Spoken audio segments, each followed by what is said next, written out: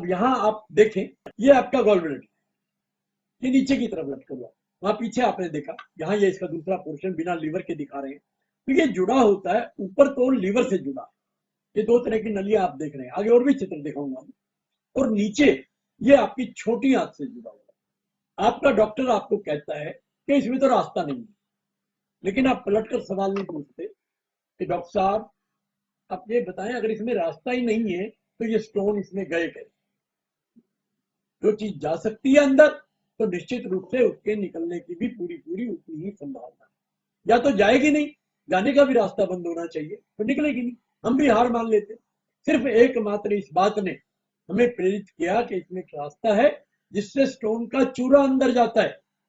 जब चूरा अंदर जा सकता है तो स्टोन का चूरा ही बनकर बाहर भी आ सकता है। बस इस विचार ने इस सारे प्रोजेक्ट को जन्म दिया, सारी प्रक्रिया को जन्म दिया, और हम पूरी तरह आपकी समस्या का समाधान करने में समर्थ हो गए।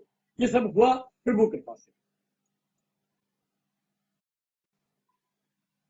अब डॉक्टर आपका कहता है कि इसकी कोई जरूरत नहीं है गॉल ब्लैडर, इसके बिना भी जिंदगी चले, लेकिन digest fatty food with bile juice. आप भोजन में, कोई हमारा भोजन ऐसा नहीं जिसमें फैट ना हो, तो उस फैट को पचाने का काम ये गॉल ब्लैडर में जमा जो बाइल जूस है, पित्त का रस है, ये कर। अगर इसमें रस नहीं है, ये रस आपको ना मिले, तो आपके खाए गए खाने का फैट आपको पचेगा नहीं, और नहीं पचेगा तो निश्चित रूप से आपकी सेहत खराब होगी। आप या तो बहुत मोटे हो जाएंगे या बहुत दुबले हो जाएंगे, डाइजेशन आपका प्रॉपर नहीं रहेगा। और इसके अलावा भी ब्लोटिंग, गैस, एसिडिटी, पाचन क्रिया में एक बहुत बड़ा अभाव आ जाता है, जिसकी वजह से जिन लोगों के गॉल ब्लैडर निकल चुके हैं, आप उनसे जाके पूछिए, मिलिए, प्रत्यक्ष में तो वो बोलेंगे कोई तकलीफ नहीं है, लेकिन उनको पूछो भाई मक्खन कितना खा सकते हो, पूड़े, पूड़ियाँ, तली हुई चीजें, या रात को लेट खाना, या एक रोटी ज्यादा खा सकते हो क्या, कोई चीज स्वाद लग रही है वो खाते हो तो क्या दिक्कत होती है, मोशन ठीक से आ रहा है। जैसे आप सवाल करोगे तो उनको भी पता लगेगा अरे मैं कितनी तकलीफों से गुजरा। तो गॉल ब्लैडर निकाल देना कोई उचित कार्य नहीं है। आपके शरीर के पाचन तंत्र को लंगड़ा बनाना है, निष्क्रिय बनाना है, उस काम में अधूरापन पैदा करना। गॉल ब्लैडर निकाल देना आसान है, डॉक्टर का आध घंटे का काम है, लेकिन आपकी पूरे जीवन की समस्या उससे उत्पन्न होती है, और पूरा जीवन आप उसका दुख भोगते हैं। वही चित्र आपको दर्शाने के लिए, ये आपका गॉल ब्लैडर देखो उसी तरह हाथों से जुड़ा हुआ है। कैसे काम करता है ये मैं आपको भी दिखा। ये हृदय से भी ज्यादा काम करने वाला आपका अंग है। ऊपर से लिवर से जूस आया तो देखा आपने गॉल ब्लैडर आपका कितना लंबा हो गया, बड़ा हो गया, गुब्बारे जैसा। आप जैसे ही खा, ये रस को रोक के रखता है, अपने अंदर ठहरा के रखता, और जैसे ही खाना ऊपर से आपकी पेट के नीचे वाले हिस्से में आया, तो वहां से एक हार्मोन, पेट सीसीके, कोलिसिस्टोकाइनेज का हार्मोन अपना ऑर्डर गॉल ब्लैडर को भेजता है। तो जैसे ही ये सीसीके गॉल ब्लैडर को संदेश देता है, तो गॉल ब्लैडर पंपिंग शुरू कर देता है। मैं एक चित्र और वीडियो दोनों आपको दिखा। चित्र में आप देख रहे हैं ऊपर लीवर है, लीवर से दो बड़ी बड़ी नली नीचे आ रही है, जो एक नली में बदल गई है, और उसके नीचे गुब्बारे जैसा आपका गॉल ब्लैडर है।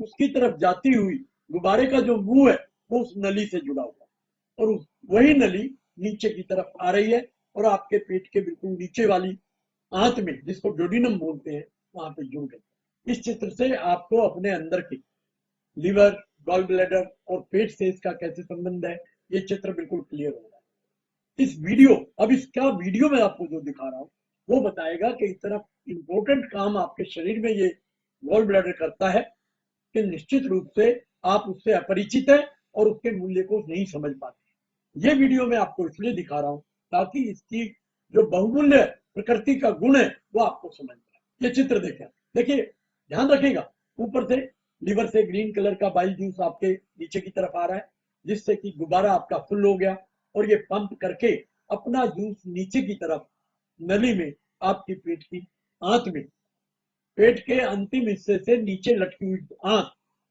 जिसको ड्यूडिनम कहते हैं, उसमें भेज रहा है। अब स्टोन की प्रक्रिया में क्या होता है, वो आपको गॉल ब्लैडर में बने हुए स्टोन दिखाई दे रहे हैं।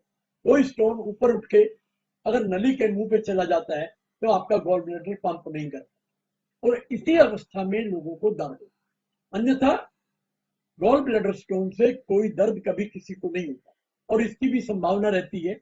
अभी आप देखेंगे गॉल ब्लैडर के ही धक्के से, झटके से ये स्टोन नीचे आ जाता है, और इसके बाद आपका गॉल ब्लैडर फिर काम करने लगता। इसलिए जिन लोगों के 10 साल, 5 साल, 15 साल, 20 साल से स्टोन रुके रहते हैं और उनको कभी कभार कोई तकलीफ होती है, उसकी वजह ये 90% ऑफ टाइम आपके गॉल ब्लैडर के स्टोन आपको कोई परेशानी नहीं। अब क्या होता है, पंपिंग आपने इसकी देख ली, आपका डॉक्टर डरा डरा के आपको कहता है जी ऑपरेशन कराओ, नहीं तो ऐसा हो जाएगा, फट जाएगा दोबारा, और आपका गॉल ब्लैडर कट जाता है, तो पूरा का पूरा चैनलाइजेशन आपके डाइजेस्टिव सिस्टम का एक हिस्सा बिल्कुल समाप्त हो जाता है। उसकी संभावना ही खत्म हो जाती है कि आपके लीवर से आपको पचाने वाला रस, पित्त का रस मिले, और आपका लीवर में बना हुआ रस सारे दिन टपकता रहता है नीचे की तरफ,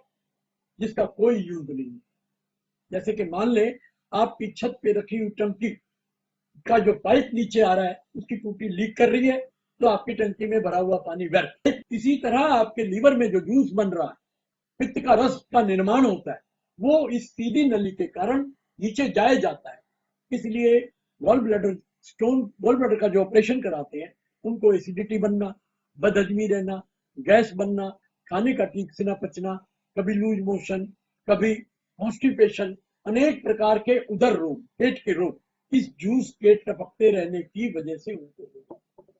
छाती में जलन बनी रहती है, डाइजेशन ठीक से नहीं होता है, थोड़ा सा भारी सामान, आप तला हुआ सामान आप खाते हो तो उसको पचाने के लिए जितने जूस की आवश्यकता है आपके लीवर के पास नहीं। परमात्मा पागल नहीं था कि लीवर में ही कोई थैली नहीं लगाई है, लीवर के बाहर एक थैली लगाई। वो लोग समझते हैं, समझे नहीं, लोगों को समझाया जाता है कि इसका कोई उपयोग नहीं। मैं चैलेंज करता हूं उन लोगों को जो ये कहते हैं इसका कोई उपयोग नहीं है, कि या तो परमात्मा बिल्कुल बेवकूफ है, या वो लोग ज्यादा समझते, जो परमात्मा की कृति में भी नुक्स निकालने का उनको मौका मिल जाता है और वो करते। या तो वो बहुत इंटेलिजेंट है या बहुत मूड है, जो ऐसी अनर्गल बातें फैलाते हैं कि इस अंग का उपयोग नहीं। जहां तक प्रेफरेंस की बात है, चॉइस की बात है, आपका शरीर है, आप इसको कटवाइए, फटवाइए, चीर फाड़ कराइए, खून बहाइए, सुइयां लगवाओ, बिस्तर पे लेटे रहो, हॉस्पिटल में लेटे रहो, वो तुम्हारी मर्जी। उसके ऊपर मैं कोई कटाक्ष नहीं करूंगा, कोई प्रश्न नहीं उठाऊंगा। लेकिन ये मानव जीवन, मानव शरीर का निर्माण जो परमात्मा ने किया है, वो बिल्कुल संपूर्ण है। इसमें एक वस्तु की कमी भी इस शरीर की क्रिया को प्रभावित करे। ये तो परमात्मा की अनुकंपा है कि आप इसमें से कुछ भी निकलवा दो, आप जिंदा रहते हो। आप किडनी निकलवा दो, जिंदा रहोगे। महिलाएं बच्चेदानी निकलवा देती है, अंडा ध्वनि निकलवा देती है, जिंदा रहती है। किसी की एक टांग काट दो, वो भी जिंदा ही रहेगा, मरेगा नहीं। ये परमात्मा के प्रसाद का परिणाम है कि तुम्हारा शरीर अनेक तरह से जीवित रहने की प्रयास करता है। लेकिन तुम अगर खुद ही चाहो कि मुझे तो कटना है, तो कौन रोक सकता? कोई नहीं रोक। हम ये प्रयास सिर्फ इसलिए कर रहे हैं कि आपको अपना गॉल ब्लैडर ना कटवाना पड़े, और संपूर्ण जीवन भर आप अपने गॉल ब्लैडर के, पित्त की थैली के उपयोग का आनंद ले सके। आपके हाजमे में जो वो कार्य गॉल ब्लैडर करता है वो करता रहे, और आप अपना पूरा जीवन बिना कष्ट के गुजार।